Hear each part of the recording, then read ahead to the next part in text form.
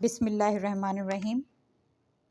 In this video, we are going to solve section C from Practical Center Mathematics for class 10th.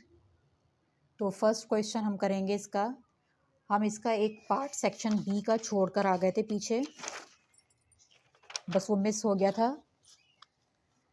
तो वो था आपका question number 6 का part कि solve system of equation, ठीक है, जिसमें आपको 2 इक्वेशन दी हुई होती हैं। दोनों इक्वेशन को आपने साइमल्टेनियसली सॉल्व करना होता है। आपको पता है कि 2 मेथड होते हैं, कौन कौन से, elimination method and substitution method. जो आपको अच्छा लगे, जो आपको ज़्यादा अच्छा तरीके से आ जाए, उससे आप इसको सॉल्व कर सकते हैं। कोई हार्ड एंड फास्ट रूल नहीं है कि आपने यही मेथड लगाना है, ठीक है। तो मैंने जो है यहाँ पे सब्स्टिट्यूशन मेथड किया है। किस तरह से, पहले क्योंकि जो एक लीनियर इक्वेशन होती है और एक क्वाड्रेटिक अगर इक्वेशन हो तो इसको सॉल्व करने का तरीका यही है कि लीनियर वाली को सॉल्व करें। एक्स अगर आप इजीली निकाल सकते हैं तो एक्स निकाल लें, वाई इजीली निकाल सकते हैं तो वाई निकाल लें, ठीक है। फिर उसके बाद आपने उसको जो है सब्स्टिट्यूट करवाना होता है इक्वेशन नंबर 2 में, ठीक है। इक्वेशन नंबर 2 में मैंने सब्स्टिट्यूट करवा दिया है। फिर plus y square is equals to 2 as it is आपने लिखा, ठीक है। एक्स की जगह पे खाली वैल्यू डाल दी वो। अब क्योंकि होल स्क्वायर है ये वैल्यू, तो होल स्क्वायर का मतलब क्या है, आप सेपरेटली इसके ऊपर स्क्वायर लगा देंगे, दोनों पे अलग अलग। 3 + 5 होल स्क्वायर है और 2 स्क्वायर है। 2 स्क्वायर तो आपको पता है कि क्या बन जाएगा, 4 बन जाएगा। लेकिन ये 2 वैल्यूज़ हैं, 2 वैल्यूज़ जब भी आएंगी आपने फ़ौरन डायरेक्ट जो है उनके ऊपर स्क्वायर नहीं दे देना है कि 3 स्क्वायर कर दिया, वाई स्क्वायर कर दिया, नहीं, टोटली रॉन्ग हो जाएगा। उसके लिए आपने फॉर्मूला यूज़ करना है। कौन सा formula, a + b whole square. a + b whole square is equals to a square + 2ab + b square. अगर यहाँ पे माइनस होता तो माइनस का फॉर्मूला अप्लाई करते हैं आप, ठीक है। तो अब यहाँ पे a जो है वो 3 है, b जो है यहाँ पे y है। आपने इसको ओपन कर लिया फॉर्मूले से, क्या हो जाएगा, 3 square + 2, formula of 2, 3 is a and b is y and plus y square, और y square as it is, और डिवाइडेड बाय 4 था, डिवाइड बाय 4 लिख दें इसी के नीचे, ठीक है। अब क्योंकि ये फ्रैक्शन फॉर्म है तो फ्रैक्शन फॉर्म में आपने हमेशा क्या करना होता है, एलसीएम लेना होता है। एलसीएम के बगैर आपका सॉल्व नहीं होगा। अब इसके नीचे जो है वो क्या है, 1 है। जहाँ पे कोई डिनोमिनेटर नहीं होता वहाँ पे 1 लगा देते हैं। अब जब 1 इसके नीचे है तो हम डायरेक्ट क्या करते हैं, इस 4 को इस वाले न्यूमरेटर से मल्टीप्लाई कर देते हैं और इधर की साइड जो है वो एज इट इज़ रखते हैं, और divided by whole divide by 4 आपका एज इट इज़ रहेगा। फिर 4 क्रॉस मल्टीप्लाई हो जाएगा आपका 2 के साथ, ठीक है, वो 8 बन जाएगा। फिर 8 को आप रिप्लेस करवाएंगे, यहाँ पे लेकर आएंगे तो वो माइनस का हो जाएगा, माइनस के 8, दोनों को सब्ट्रैक्ट करेंगे, 1 बचेगा क्योंकि ग्रेटर नंबर के साथ +1 है, +1 बचेगा यहाँ पे। अब ये आपके पास जो सिंप्लीफाई करने के बाद जो इक्वेशन आई है वो आपकी आ गई क्वाड्रेटिक इक्वेशन। इस क्वाड्रेटिक इक्वेशन को मिडिल टर्म ब्रेक करेंगे। मिडिल टर्म ब्रेक करने आती है आप लोग को सबको। क्या करते हैं, किस तरह से करते हैं आप समझ लीजिए कि फर्स्ट टर्म और लास्ट टर्म दोनों को आपस में मल्टीप्लाई करते हैं, 5 × 1 = 5 यानी 5y स्क्वायर, ठीक है। अब क्योंकि इसके साथ भी प्लस है और इसके साथ भी प्लस साइन है तो प्लस के लगा दें, ठीक है, प्लस के 5y स्क्वायर। अब आपने उसको 2 ब्रांचेस दी, यहाँ पे भी y लगा दिया, यहाँ पे भी y लगा दिया क्योंकि स्क्वायर है, ठीक है। अब आपने इसमें ऐसे फैक्टर देने हैं कि आपके पास ऐड सब्ट्रैक्ट करने पर मिडिल टर्म आए और मल्टीप्लाई करने पर आपके पास अगेन यही वाला फैक्टर बन जाए, ठीक है। तो क्या देंगे आप, 5 × 1 = 5, ठीक है। 5 और 1 दो फैक्टर आपके पास आ गए जिनको आप जब ऐड करते हैं तो आंसर क्या आता है, मिडिल टर्म आती है, ठीक है। और दोनों के साथ साइन कौन सी आएगी, प्लस साइन ही आएगी क्योंकि मिडिल टर्म के साथ भी प्लस साइन ही है। तो प्लस के 5y प्लस के 1y और प्लस के ये 1 आपका एज इट इज, ठीक है। अब पेयर बना दीजिए। पेयर बनाने के बाद जी पेयर बनाएंगे, पेयर बनाने के बाद आपके पास 2 आंसर आ जाएंगे। किस तरह से, y के एक आ जाएगा 5y = -1, दूसरा आंसर आ जाएगा आपके पास y = -1, ठीक है। तो बच्चे जो है इसको इस तरह से भी करते हैं कि अलग अलग पहले उसको सॉल्व कर लेंगे, ठीक है, और इस तरह से भी करते हैं कि बीच में लाइन ड्रॉ कर दी। किस तरह से कि आपके पास y का फर्स्ट आंसर जो है वो कितना है, -1/5, और दूसरा आंसर y का है आपके पास -1, ठीक है। बीच में ऐसे करके कर्व लाइन बना लिया आपने और दोनों तरफ आपने x लिखा। कितना आपने सॉल्व किया था ऊपर फर्स्ट इक्वेशन को, 3 + y/2 और 3 + y/2, ठीक है। अब आपने यहाँ पे y की वैल्यू डालनी है, एक जगह पे -1/5, 3 प्लस y की जगह पे -1/5 और होल डिवाइडेड बाय 2, और यहाँ पे 3 प्लस y की जगह पे -1 होल डिवाइडेड बाय 2। ठीक है, दोनों तरफ सॉल्व करें, क्या हो जाएगा, यहाँ पे एलसीएम लेंगे, 3 -1/5 डिवाइडेड बाय 2, यहाँ पे x is equals to 3 -1 divided by 2। LCM लेंगे, यहाँ पे कितना हो जाएगा, 5 3 ज़ा 15 -1 डिवाइडेड बाय 5, और ये क्योंकि डिवाइड है तो ये डिवाइड मल्टीप्लाई करेगा किसके साथ, 5 के साथ, यानी 5 मल्टीप्लाई बाय 2 हो जाएगा ये, और यहाँ पे इसका आंसर निकल जाएगा, कितना हो जाएगा, 2/2 हो जाएगा। 2 से 2 कैंसिल हो जाएगा, यानी x ने एक आंसर दे दिया 1, और दूसरे को सिंप्लीफाई करें, कितना हो जाएगा, 15 में से 1 माइनस करें, कितना हो जाएगा, 14/10। अब देखें ये दोनों किससे कैंसिल हो रहे हैं, 2 के टेबल में आते हैं दोनों, 5 2 7 ज़ा और 2 5 ज़ा, तो ये आपके पास x का दूसरा आंसर आ गया। अब सॉल्यूशन सेट बनाते हुए आप उसका कैसे बनाएंगे, ऑर्डर पेयर के अंदर लिखेंगे, यानी आपके पास x कितना आया, पहला 7/5, कब आया, जब y आपका कितना था, -1/5। ठीक है, फिर दूसरा x आया 1 और y कितना था, -1। ठीक है, ये आपका सॉल्यूशन सेट हो गया, ये आंसर हो गया इसका।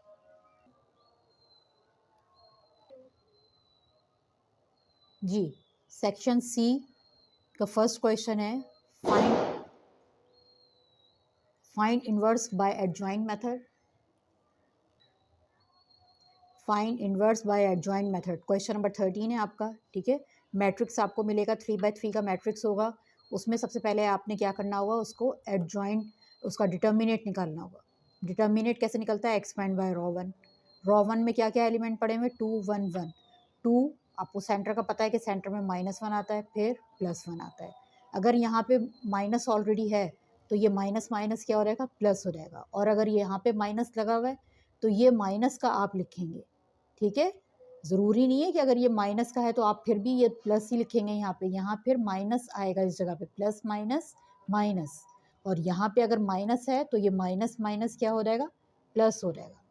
अभी यहाँ पे दोनों पॉजिटिव हैं, तीनों पॉजिटिव हैं यहाँ पे, तो फर्स्ट 2 उतारेंगे, सेकंड -1 उतारेंगे, फिर थर्ड +1 उतारेंगे। अब फर्स्ट रॉ फर्स्ट कॉलम आपका ओमिट हो जाएगा, ये 4 एलिमेंट जो बचे हैं आपका पहला मैट्रिक्स बन जाएगा। फिर जब सेंटर में से आपने सेंटर वैल्यू लिखी तो वो पूरा कॉलम आपका और वो पूरी रॉ, ठीक है, यानी टी, वो आपका टी बन गया।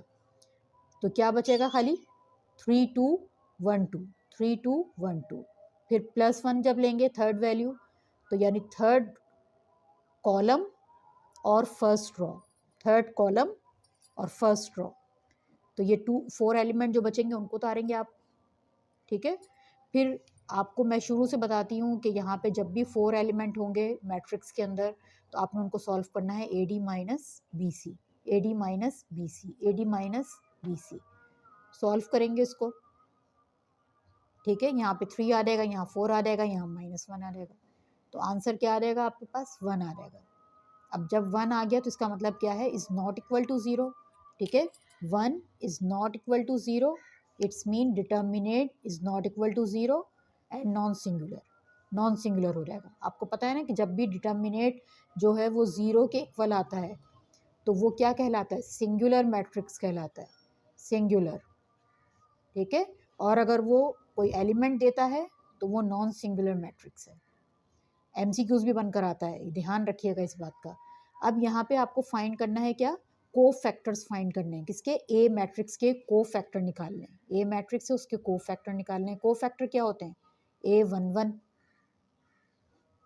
A11, A12, A13, फिर इस तरीके से A21, A22, A23, फिर A31, A32, A33, ये को फैक्टर होते हैं। इनको आपने 1 बाय 1 फाइंड करना है, A11 की, A12 की, A13 की, फिर A21, इस तरीके से पूरे आपने निकालने हैं।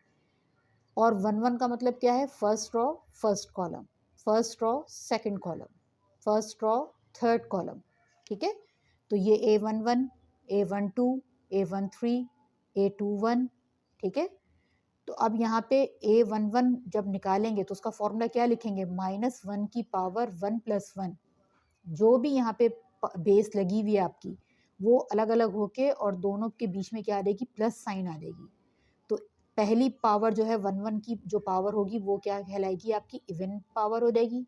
फिर दूसरी ऑड हो जाएगी, फिर तीसरी इवन हो जाएगी, फिर ऑड हो जाएगी। ऐसे ऑल्टरनेट करके चलेगा। देखिए 2 आ गई ना पावर, 1 + 1 इज 2, इवन पावर हो गई। 2 + 1 is 3, odd power. 3 + 1 is 4, odd power. ये किसको रिप्रेजेंट करेगा, इवन है तो नेगेटिव जो है पॉजिटिव हो जाएगा, ऑड पावर है तो नेगेटिव नेगेटिव रहेगा। ठीक है। फिर इस तरीके से ही जब आप इन चारों को सॉल्व करेंगे तो आंसर क्या देगा, वो आपको 3 देगा आंसर। इस 3 को +1 से मल्टीप्लाई करेंगे तो कितना आ रहेगा आंसर, +3 आ रहेगा। फिर नेगेटिव ये आपने इसका लगाया और जब आप इसको सॉल्व करेंगे तो आंसर क्या देगा, 4। और 4 को -1 से मल्टीप्लाई करेंगे तो -4 आ जाएंगे। फिर प्लस आपने लगाया इसका और इसने आंसर आपको क्या दिया, -1। तो माइनस प्लस माइनस, माइनस के 1 आ गया। फिर इस तरीके से सारे आपने कर लेने हैं पूरे A33 तक, A33 तक। ठीक है। अब उसके बाद आपने उसको मर्ज करना है ए की मैट्रिक्स के अंदर। दोबारा आपने सारी वैल्यूज़ लिख दी, A11 की जगह पे, A12 की जगह पे, A22 की जगह पे, A33 की जगह पे, तमाम एलिमेंट्स आपने उनके कोफैक्टर्स की वैल्यू लिख दी। ठीक है। उनका ट्रांसपोज करेंगे, ट्रांसपोज करना आता है। ट्रांसपोज क्या होता है, रॉ कन्वर्ट इनटू कॉलम।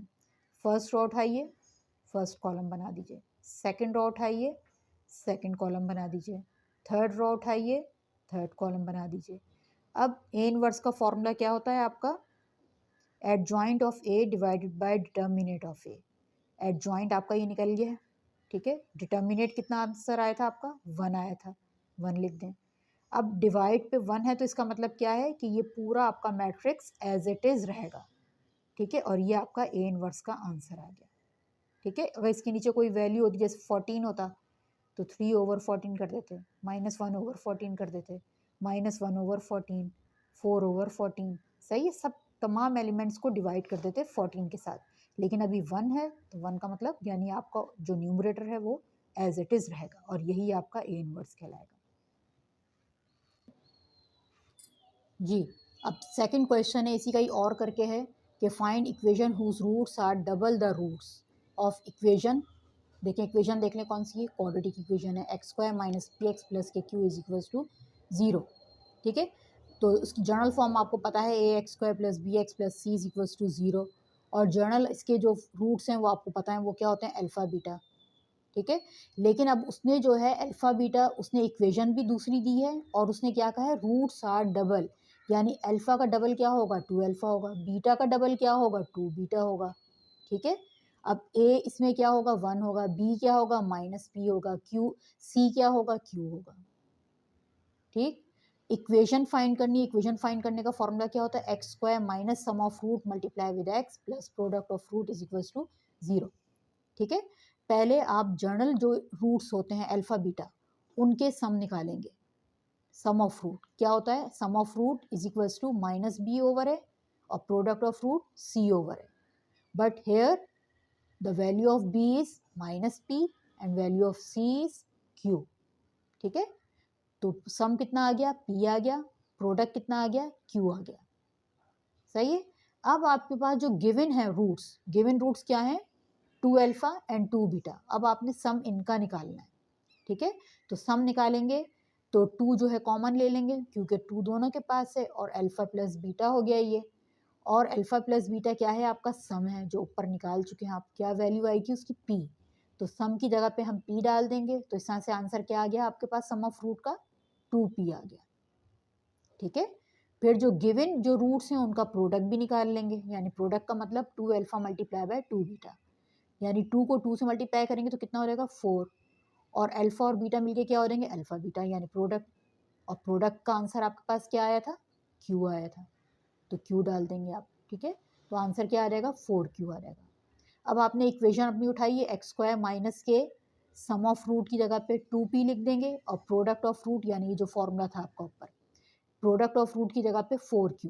और इज इक्वल्स टू 0। इक्वेशन आपके पास क्या आ गई, x square minus 2px plus 4q is equals to z is equals to 0। ठीक है, नेक्स्ट क्वेश्चन जी। नेक्स्ट क्वेश्चन आपका क्या है, उसमें से है ये ट्राइंगल के चैप्टर में से है, तो 24 चैप्टर का है ये क्वेश्चन। क्वेश्चन है आपका, in the adjacent figure triangle P Q R and triangle A B C are similar. Similar triangle है, जब भी सिमिलर ट्राइंगल हो और उसमें वैल्यू फाइंड करने के लिए दे तो आपने क्या डालना है, their corresponding sides are equal. Corresponding sides mean यानी ये वाली साइड के इक्वल है, ये वाली साइड साइड के, ये वाली साइड साइड के। ठीक है, तो अब आपने क्या करना है कि P Q divided by A B, ठीक है, और जी सबसे पहले अब मैंने लिखा है measurement Q R divided by B C, यानी Q R divided by B C. ठीक है, फिर measurement P Q divided by measurement A B, फिर measurement P R divided by measurement A C. ठीक है, अब आपने इनकी वैल्यूज़ डालनी है। क्यू आर किसके इक्वल है, 12 के इक्वल है, और बी सी किसके इक्वल है, वाई के इक्वल है। फिर इस तरीके से ही पी क्यू की वैल्यू क्या है, 9 है, और ए बी की वैल्यू कितनी है, 3 है। सबकी वैल्यूज़ डाल ली। अब देखें जहाँ जहाँ पे आपने फाइंड करनी है वैल्यूज़, वो किस किस के अंदर है, वो इसके अंदर है आपके पास, यानी वाई आपने यहाँ पे फाइंड करना है और यहाँ पे एक्स फाइंड करना है। अब आपने इन रेशोज़ को ब्रेक करना है। किस तरह से ब्रेक करेंगे कि जिसके पास न्यूमरेटर भी है और डिनोमिनेटर भी है उसको आपने दोनों के साथ लिखना है। एक दफ़ा वाई वाले के साथ लिखना है और एक दफ़ा आपने एक्स वाले के साथ लिखना है। ठीक है, यानी 12 over Y is equals to 9 over 3, again 9 over 3 is equals to 6 over X. ठीक है, फर्दर सिंप्लीफाई करेंगे किस तरह से, y को क्रॉस मल्टीप्लाई करके आप ऊपर ले जाएंगे, ठीक है, और 9 को आप नीचे उतारेंगे और इस तरीके से ही 3 को आप 12 के साथ मल्टीप्लाई करेंगे। सेम प्रोसीजर यहाँ पे भी यही होगा कि x को आप क्रॉस मल्टीप्लाई करके ऊपर ले जाएंगे और 9 को नीचे उतार देंगे और 3 को क्रॉस मल्टीप्लाई कर देंगे किसके साथ, 6 के साथ। ठीक है, ठीक है, चीज़ आ रही है समझ में, ठीक है ना भाई। अब यहाँ पे आपने इसको मल्टीप्लाई करके आंसर निकाल लिया। y का आंसर कितना आ गया, 4 आ गया, और x का आंसर कितना आ गया, 2 आ गया। ख़ास तौर पे फॉर्मेशन का भी ध्यान रखिएगा, इन क्वेश्चंस में फॉर्मेशन भी ऐसी ही होनी चाहिए ताकि पेपर में आपके फुल मार्क्स आए।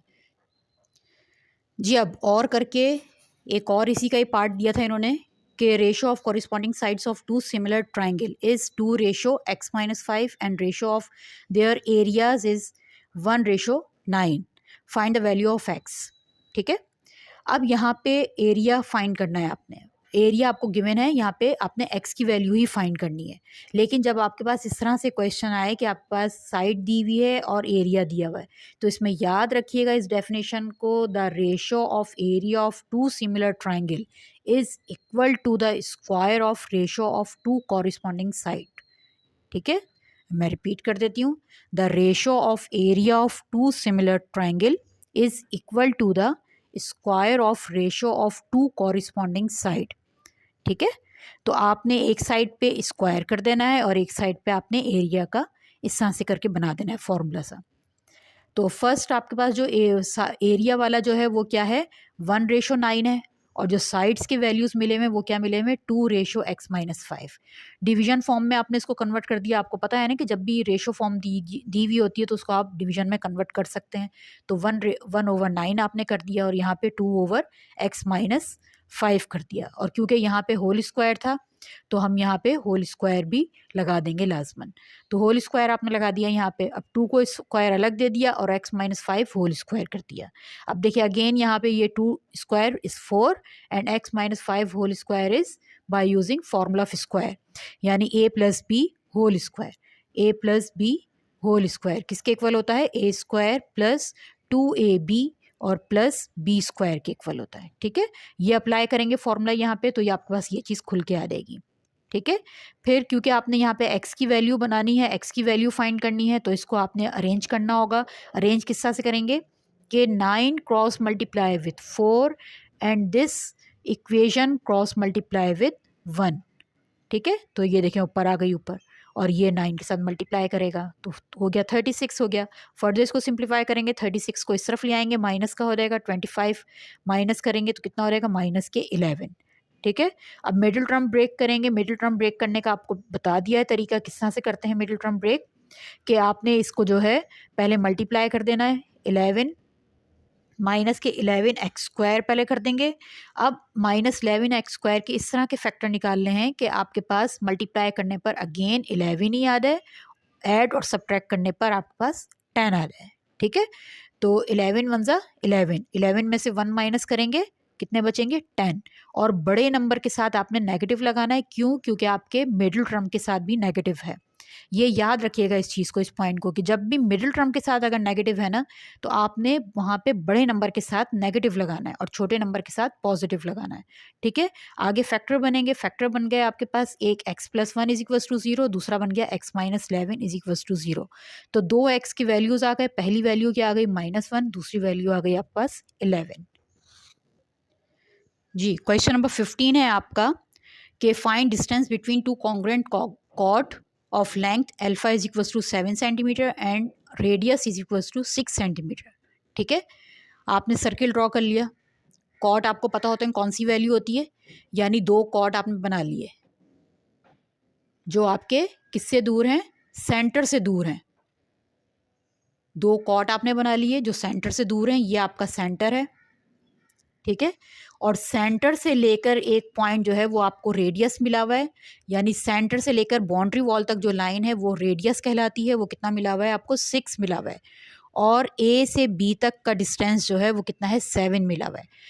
ठीक है, तो वो यहाँ पे भी यही सब कुछ है, 2 कॉर्ड हैं, दोनों का सेम है, सेम वर्किंग है, लेकिन उनके दरमियान जो आपने डिस्टेंस है वो फाइंड करना है, डिस्टेंस बिटवीन 2 कॉर्ड।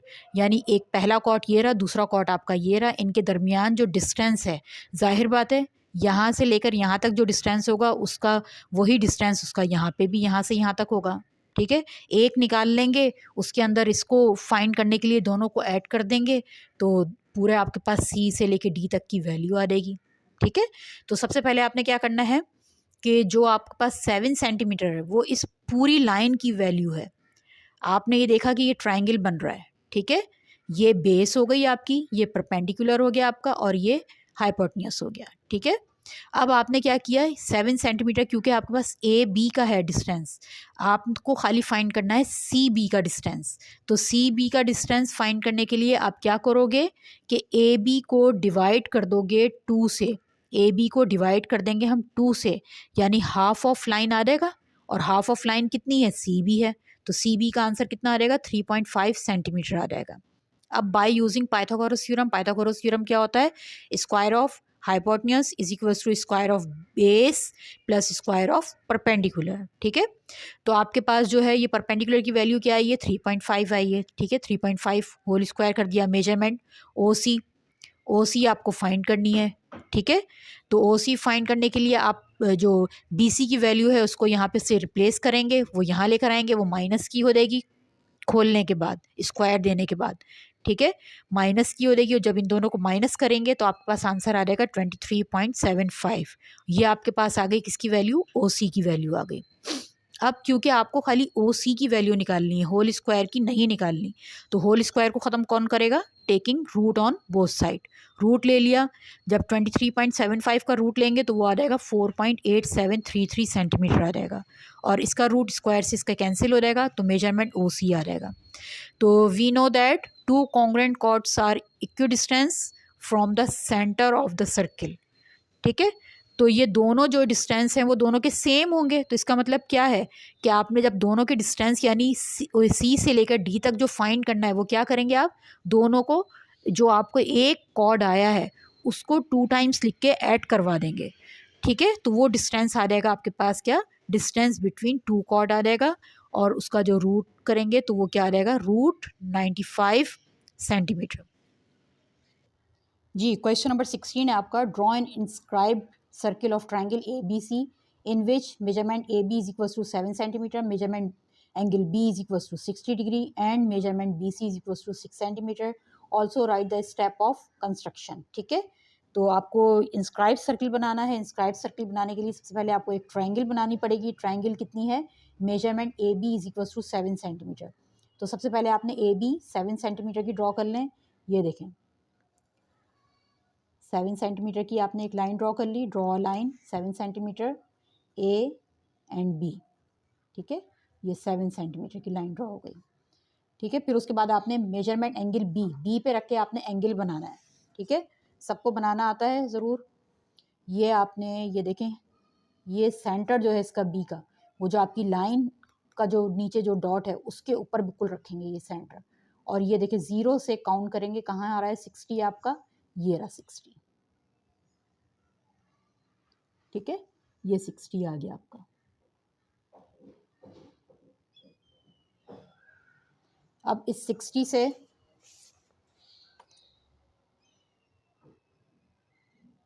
आपने रे ड्रॉ करनी है, ऊपर तक ले जाएंगे उसे, ठीक है। और यहाँ पे आपने जो है आर्क लगाना है कितने सेंटीमीटर का, इसको फिलहाल आप कह देंगे कि ये ई है, यानी ई और बी के दरमियान आपने सी को देखना है। बी सी कितना होगा 6 सेंटीमीटर होगा।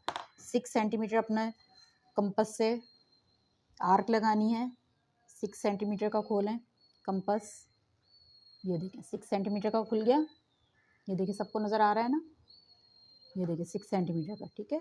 अब बी पे रख के आपने 6 सेंटीमीटर की ये आर्क लगा दी। अब इसको सी कह देंगे आप।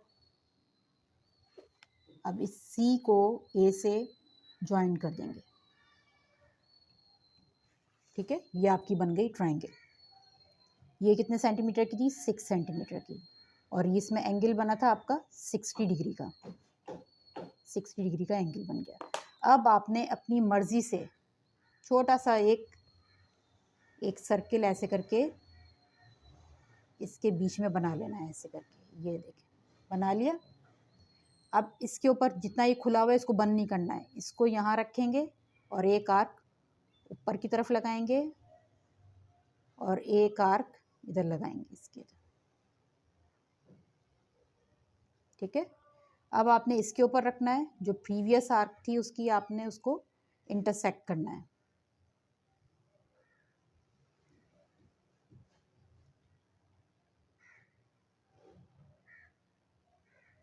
मेजरमेंट थोड़ी सी आगे पीछे हो गई, ये और ये आपका हो गया और ये हो गया, ठीक है। तो आपको जो इंटरसेक्टिंग लाइन मिली है वो ये मिल गई, ठीक है, ये मिल गई इंटरसेक्टिंग लाइन।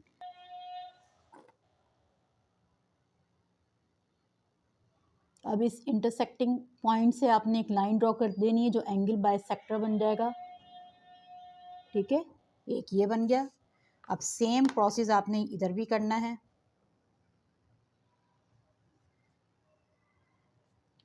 देखिए कंपास का ख्याल रखिएगा, ये हिल जाती है बस, कंपास पेपर वाले दिन बिल्कुल ठीक लेके जाइएगा ताकि आपका वन गो में बिल्कुल एक्यूरेट बन जाए, ठीक है। देखें ये बन गया, आपको ये मिल गया इंटरसेक्टिंग पॉइंट। अब दूसरा आपने एंगल बाइसेक्टर इस साइड से ड्रॉ कर देना है,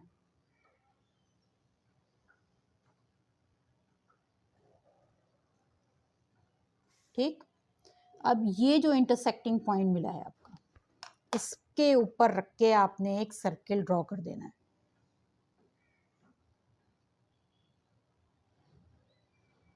ठीक है।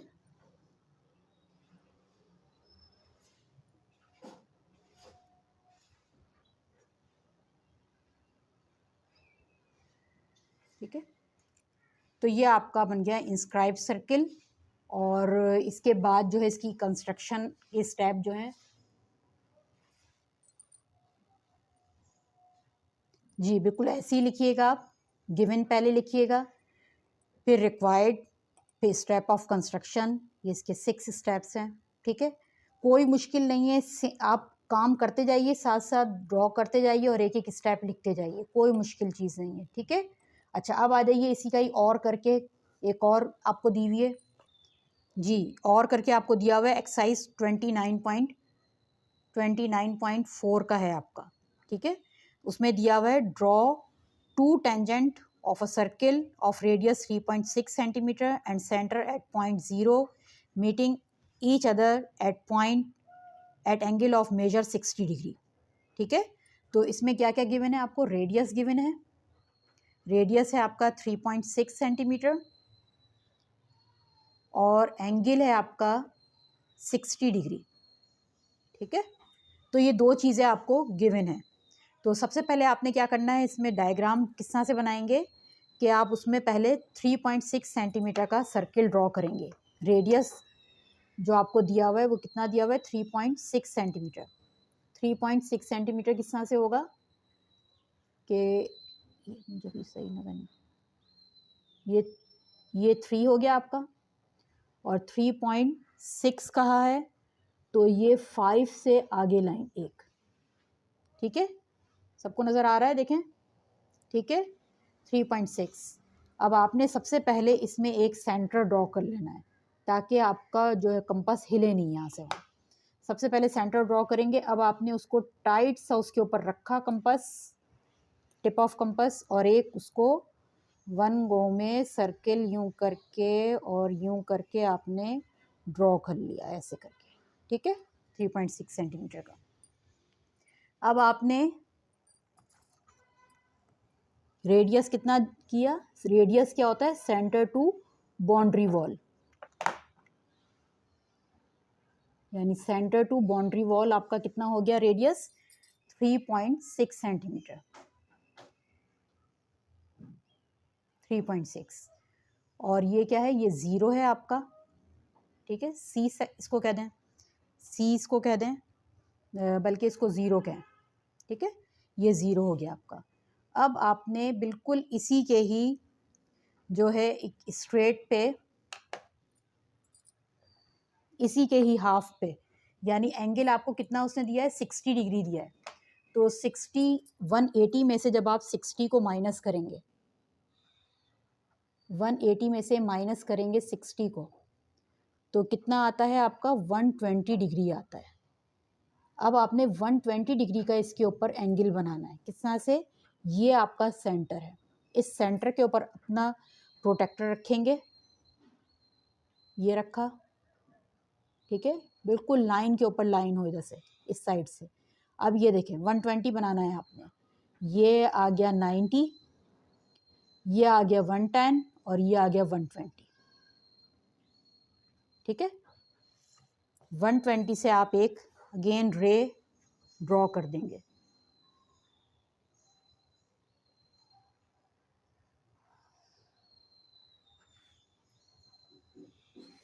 ठीक, अब देखिए यहाँ से लेकर यहाँ तक जब सर्किल से टच कर रहा है उसको भी आप एक पॉइंट दे देंगे, इसको कह दें कि ये बी है। ठीक है, और ये जो है रे, इसको आप कह दें कि ये सी है।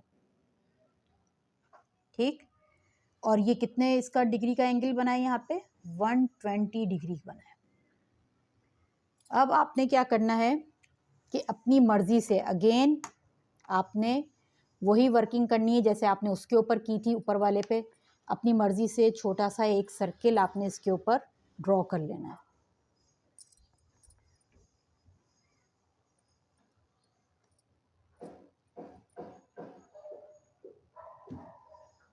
ठीक है, ऐसे करके अब आप इसके ऊपर रख के पहले ऊपर की तरफ एक आर्क लगाएंगे और एक इधर लगा देंगे आर्क, फिर इसके ऊपर रख के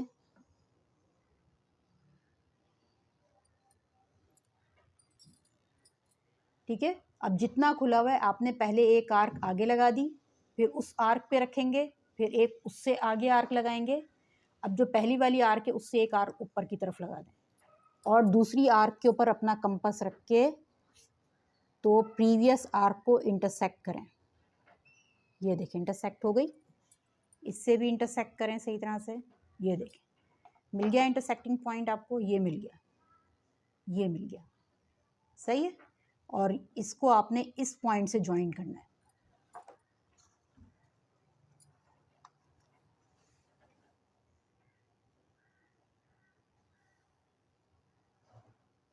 ये ज़रा सा हमने काफ़ी ऊंचा करके सर्किल अपना बना लिया है, तो ध्यान रखिएगा, ठीक है। ऐसे करके बन जाएगा। पहला टेंजेंट आपका बन गया। अब सेम वर्किंग आपने इस साइड के ऊपर भी करनी है, इस वाली लाइन के ऊपर भी। अपनी मर्जी से अपना खोलिए और एक सर्किल बना दीजिए इसके ऊपर भी रख के।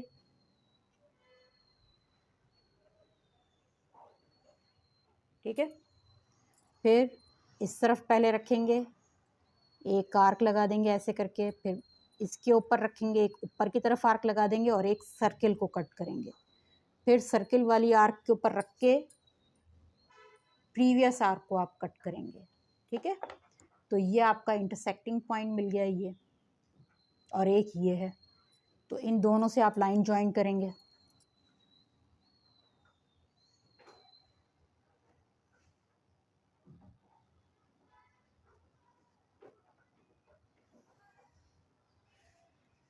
ये भी थोड़ी सी ऊपर जाएगी। अब देखें, ये वाली डायग्राम आपकी कट हो जाएगी थोड़ी सी।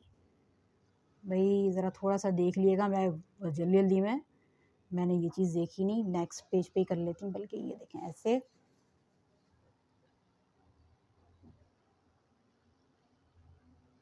और ये ऐसे। ठीक है। तो ये आपके पास दो टेंजेंट बन गए। ठीक है। एक टेंजेंट आपका ये बन गया और दूसरा टेंजेंट आपका ये बन गया। ठीक है। 2 टेंजेंट ड्रॉ हो गए आपके, और ये आपका एंगल बन गया बीच में। रेडियस कितना है? 3.6 सेंटीमीटर का है। ठीक है। तो इस तरह से आप इसको सॉल्व करेंगे और साथ साथ इसके कंस्ट्रक्शन पॉइंट लिखेंगे। कंस्ट्रक्शन पॉइंट है आपके, ये देखें, ये गिवन, फिर रिक्वायर्ड आपने लिखा, फिर इसके स्टेप ऑफ कंस्ट्रक्शन है, इसके भी 6 हैं, छोटे छोटे से पॉइंट्स हैं इसके। ठीक है। ओके जी, हमारी वीडियोस को लाइक ज़रूर करिएगा और चैनल को सब्सक्राइब करिएगा और शेयर ज़रूर करवाइएगा और लोगों को भी, ताकि इल्म को फैलाइए। पानी को गिरता रहना चाहिए, उससे आपका खुद का अपना इल्म बढ़ेगा। ठीक है। ओके जी, अल्लाह हाफ़िज़। दुआओं में याद रखिएगा। अल्लाह हाफ़िज़।